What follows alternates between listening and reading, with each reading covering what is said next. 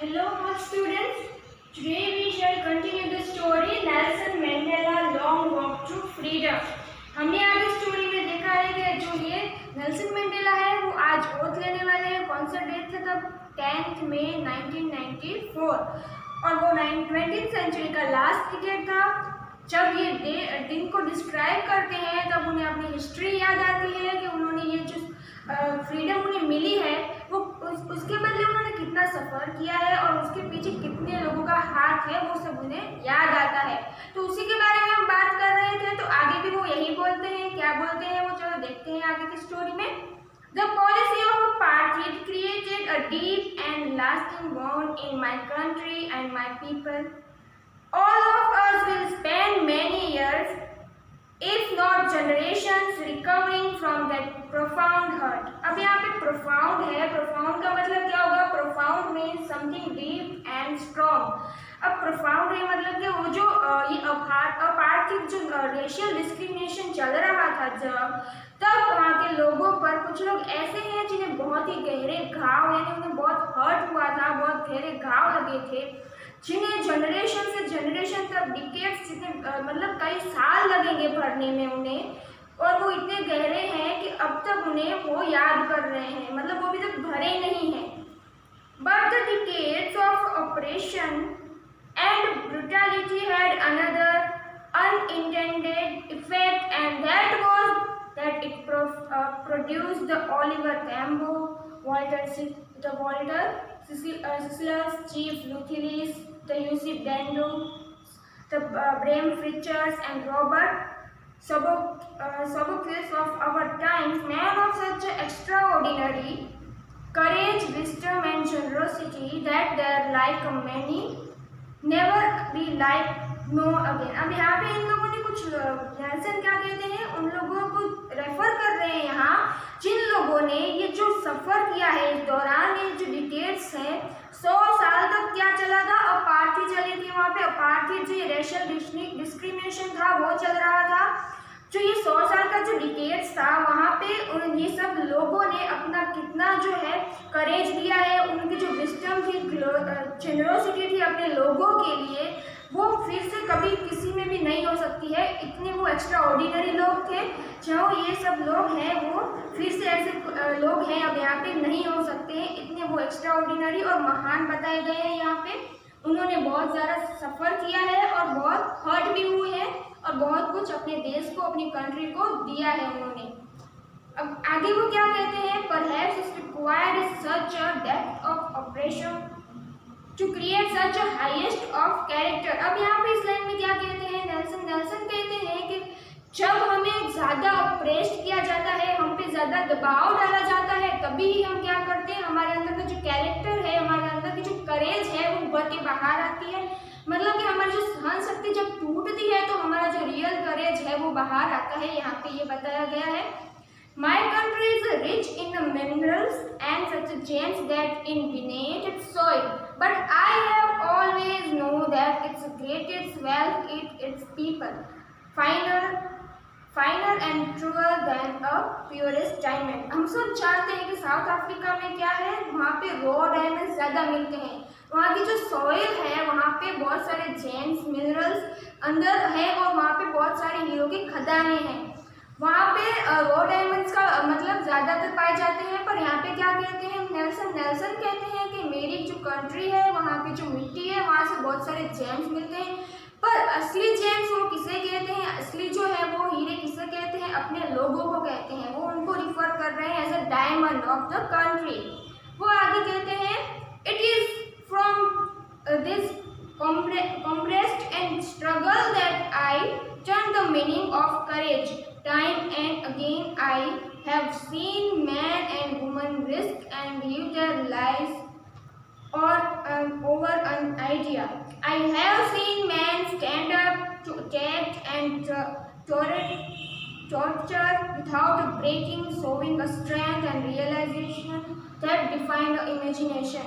अब यहाँ पे क्या कहता है? कहते हैं नेल्सन कहते हैं कि उनके जो फ्रेंड्स हैं और जितने भी स्ट्रगल किया है ना, वो स्ट्रगल, वो करेज है, वो एक जो हिम्मत उनमें आई थी किसी आइडिया के लिए, वो किसी भी रिस्क, ये जो अपनी फ्रीडम के लिए है वो किसी भी रिस्क तक अपनी जान तक दे सकते थे, इतनी उनमें करेज थी।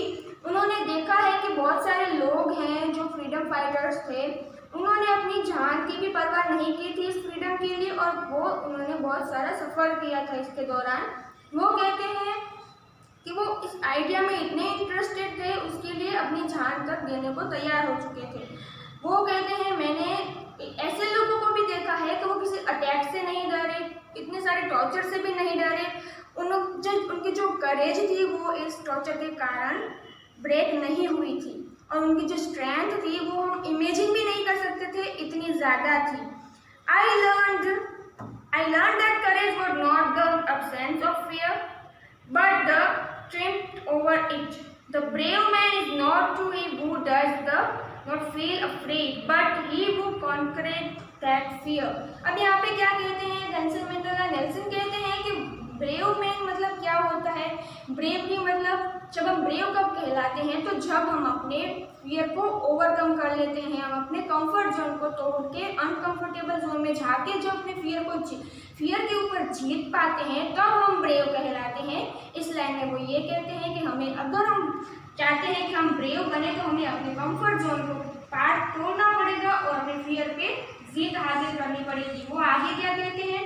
No one is born hating another person because of the color of his skin or his background or his religion. People must learn to hate, and if they can learn to hate, they can be taught to love. For love, they more and naturally to human hearts that it's the opposite. अब यहाँ पे कहते हैं Nelson Mandela, वो कहते हैं कि हम जो पर्सन है वो पहले से हेट करना सीख के नहीं आता, नफरत करना सीख के नहीं आता है, किसी के स्किन के साथ या बैकग्राउंड के साथ या रिलीजन धर्म कुछ भी हो, इसके कारण हम किसी को नफरत नहीं करना सीखते हैं। हम नफरत करना यहाँ जब हमारा बोर्न होता है, उसके बाद हम धरती पे आके किसी अपने यहाँ पे दुनिया में आके सीखते हैं। हम पहले से सीख के नहीं आए होते हैं नफरत, हम यहाँ पे लोगों के द्वारा हमें सिखाई जाती है। तो अगर हम नफरत सीख सकते हैं, तो जो प्यार है, लव है, वो तो हम पहले से ही सीख के आए होते हैं, हमारे हार्ट में वो पहले से ही इंस्टॉल होता है, बस हम उसको नफरत के तले दबा देते हैं, इस वजह से वो कभी बाहर ही नहीं आ पाता है। तो वो कहता है लव है, प्यार है, वो एक नेचुरल फैक्टर है हमारे अंदर जो बाहर लाया जा सकता है। Even in the grimmest time in prison when my embarrassed and I were pushed to our limits, I would see the glimmer of humanity in one of the guards, empathize just for a second, but it was enough to ashamed me keep my going. Man's goodness in the flame that can be hidden but never extinguished. अब यहाँ पे कहते हैं Nelson Mandela कि वो जब jail में थे उनके फ्रेंड्स के साथ, यहाँ पे ग्रीनेस्ट का मतलब होगा बहुत ही ज़्यादा, जब कोई भी चीज़ कुछ ज़्यादा हद से ज़्यादा हो जाती है, लिमिटलेस से ज़्यादा हो जाती है, भी लिमिटलेस हो जाती है, तब वो क्या कहते हैं कि जब हम प्रिजन में थे तब हम पे जो दबाव किया जाता था, हमारी लिमिट को तोड़ दिया जाता था, उतना ज़्यादा हम पे दबाव डाला जाता था, हमारी सहन करने की शक्ति भी टूट जाती थी कभी कभी, उतना उन पे जुल्म किया जाता था। तब भी वो नेल्सन मंडेला अपनी होप नहीं खोते थे, क्योंकि उन जो गार्ड्स थे उनमें एक गार्ड के जो चेहरे पे उन्हें इंसानियत दिखाई देती थी, ह्यूमैनिटी दिखाई देती थी, वो एक दिए की लौ थी जो उन्हें ये करेज देती थी, वो आइडिया देती थी कि नहीं अभी भी इंसानियत जिंदा है कहीं भी, तो वो ही है वो उनके जो अंदर है वो करेज को जिंदा रखती थी। वो कहते हैं आगे कि जो ये गुडनेस है मैन के अंदर, वो एक कैंडल के तरह होती है, कैंडल को हम छुपा सकते हैं उसकी लौ को पर बुझा नहीं सकते, वैसे ही मैन की गुडनेस होती है। वो कहते हैं आगे, in life every man has twice obligation. Obligation का मतलब क्या होगा यहाँ पे? Obligation means duties.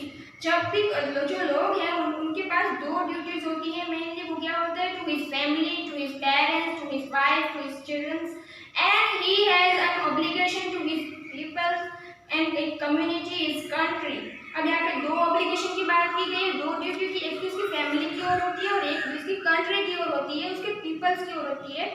In a civil and human human society. Each man is able to fulfill those obligations according to his own inclinations and abilities. अब जो लोग होते हैं वो क्या करते हैं, इन ड्यूटीज को कैसे परफॉर्म करते हैं, अपनी एबिलिटीज और हैबिट के दौरान परफॉर्म करते हैं. But in a country like south Africa it was almost impossible for a man of my birth and color to fulfill both those obligations. In South Africa, a man of color who attempt to live as a human being was punished and isolation. अब यहाँ पे कहते हैं कि यहाँ पे south Africa में क्या था, व्हाइट्स का जो रूल्स चल रहा था, तब ब्लैक लोगों को अपनी ड्यूटीज भी अच्छे से परफॉर्म करने नहीं दी जा रही थी, उनको कोई भी राइट नहीं दिया गया था. तो ऐसे समय में जब रेशियल डिस्क्रिमिनेशन चल रहा था तो वो लोग अपनी ड्यूटी भी अच्छे से परफॉर्म नहीं कर पा रहे थे. जब भी वो ऐसा करना चाहते थे तो उन्हें आइसोलेशन में और पनिश किया जाता था. वो आगे कहते हैं, in South Africa a man who tried to fulfil his duty to his people was inevitably ripped from his family and his home and was forced to live a life apart, a twilight existence of secrecy and rebellion. अब यहाँ पे ऐसा कोई करता भी था कि अपनी ड्यूटी जो है अपने पीपल की और कंट्री को दिखाने की कोशिश करता था या रिबेल करना चाहता था, तो उन्हें क्या कहा जाता था, रिबेलियन कहा जाता था. उन्हें पनिश किया जाता था, उन्हें पकड़ लिया जाता था और जेल में डाल दिया जाता था.